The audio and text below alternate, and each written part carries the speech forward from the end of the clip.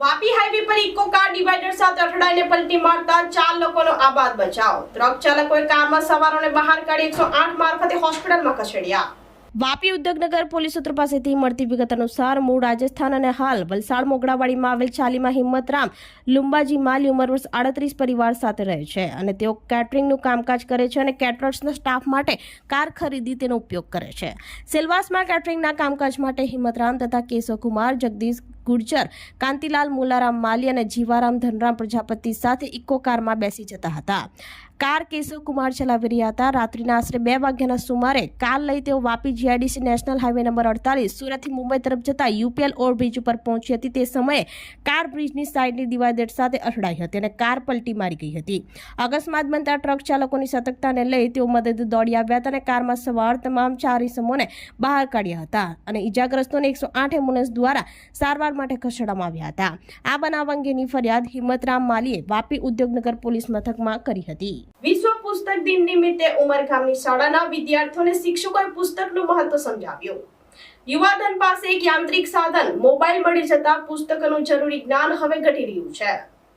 23 April એટલે કે વિશ્વ પુસ્તક દિવસ તરીકે ઉજવાય છે। સદીઓથી પુસ્તક માનવ જાતિથી નજીક છે। 23 એપ્રિલ 1995ના રોજ યુનેસ્કો દ્વારા વિશ્વ પુસ્તક દિવસની ઉજવણી કરવામાં આવી હતી। વિલિયમ શેક્સપિયરનું મૃત્યુ 23 એપ્રિલના રોજ થયું હતું, તો એ જ દિવસે કેટલાક ભવિષ્યના લેખકોનો જન્મ થયો હતો। વિશ્વ પુસ્તક દિન નિમિત્તે ઉમરગામની શાળામાં વિદ્યાર્થીઓને પુસ્તકનું મહત્વ સમજાવવામાં આવ્યું હતું। સમગ્ર વિશ્વના લોકોમાં સાક્ષરતા આવે એ માટે આજના દિનનું ખૂબ જ મહત્વ કહી શકાય। લેખકો, સામાજિક સંસ્થાઓ, ગ્રંથપાલો કે અન્ય લોકો કે જે પુસ્તકીય જ્ઞાનને મહત્વ આપે છે તેઓ આજના દિનનું મહત્વ સમજાવે તેવો પ્રયાસ કરવામાં આવે છે। આજના યુવાધન પાસે મોબાઈલ એક યાંત્રિક સાધન મળી જતા પુસ્તકોની જરૂરી જ્ઞાન હવે ઘટી રહ્યું છે, જેના કારણે મોબાઈલની આડઅસર હવે જોખમ ઊભું કરી રહ્યું છે। લાઇબ્રેરીના પુસ્તકોનું મહત્વ જેમને ખબર છે તેઓ જ અહીં જોવા મળે છે, ત્યારે જેમને જીવનમાં આગળ વધવું છે એમના માટે પુસ્તકોનું જ્ઞાન ખૂબ જ મહત્વનું છે। જે અમારી સ્કૂલમાં વિશ્વ પુસ્તક દિવસની ઉજવણી કરવામાં આવી।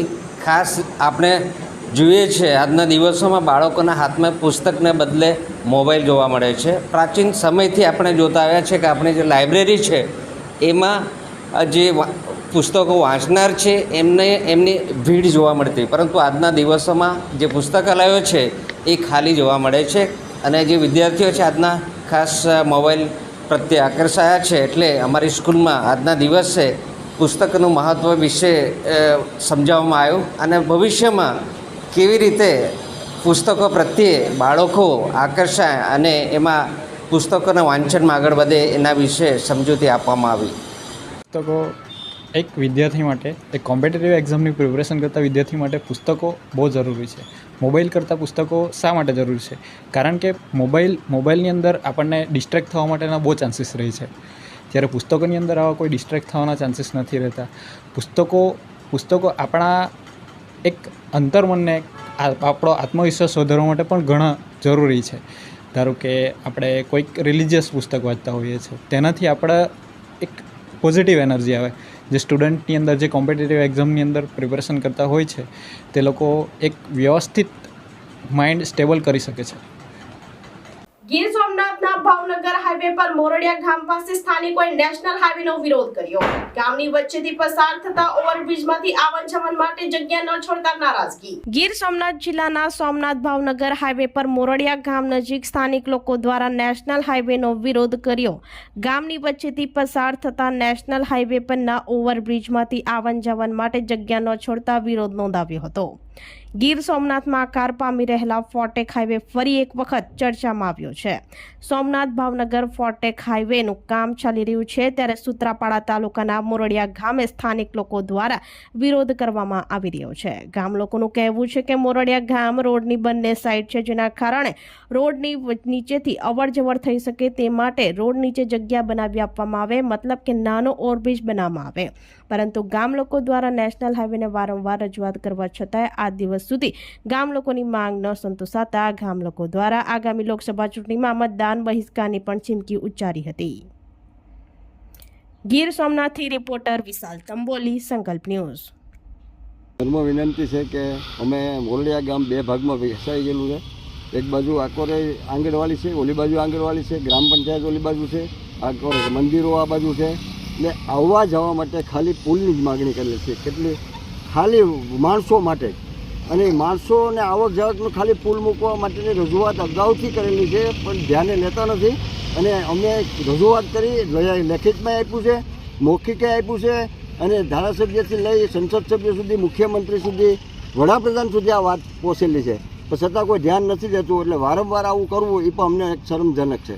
અને આ વખતે મતદાન અમે બહિષ્કાર કરવાનું બધાએ નક્કી કરેલું છે કે હવે આ ન મૂકે પુલ આવવા જવા માટે, તો મતદાન અમારા ગામ બધાએ પ્રતિબંધ મૂકવાનું છે કે મતદાન નહીં કરીએ.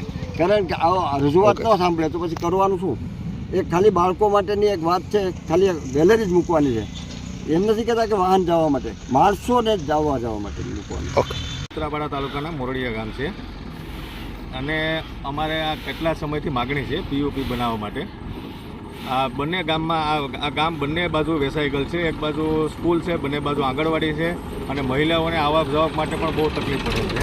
અમે કાલે કામાઈ બંધ કરાવ્યું છે, કલેક્ટરને પણ લેખિતમાં આપેલ છે, પીએસઆઈ સાહેબને પણ આપેલ છે, મામલતદાર સાહેબને આપેલ છે. કેટલા સમયથી અમે ધારાસભ્યને રજૂઆત કરી, સંસદ સભ્યની રજૂઆત કરી, પણ અત્યારે આ કાલે અમે કામ આ હાઈવેનું બંધ કરાવ્યું છે. કોઈ પણ અમારું ધ્યાને દોરતા નથી. પણ એક પુલ આગળ મૂક્યો છે, એ પણ 400 મીટરનો ગાળો છે અને હાવ વાડી વિસ્તાર સાઈડ છે. અને દીપડાનો જાનવરનો બહુ મોટો ત્રાસ છે. 100 વાગ્યા પછી કોઈ મહિલા અને બાળકોને જવું તો પણ વિચાર કરવો પડે, એક જણને એના સાથે જવું પડે એવી પરિસ્થિતિ છે. એને કારણોસર અમે વારંવાર રજૂઆત કરી, પણ તો હજી કોઈ ધ્યાને દોરતું નથી. એને કારણોસર અમારે આ કામ બંધ કરાવવું પડે. આવનારા દિવસોમાં માંગ નહીં સંતોષાય તો અમે ઇલેક્શનનો બહિષ્કાર કરશું અને જરૂર પડે તો ગાંધી સિંધિયા માર્ગ ઉપર આંદોલન પણ કરશું.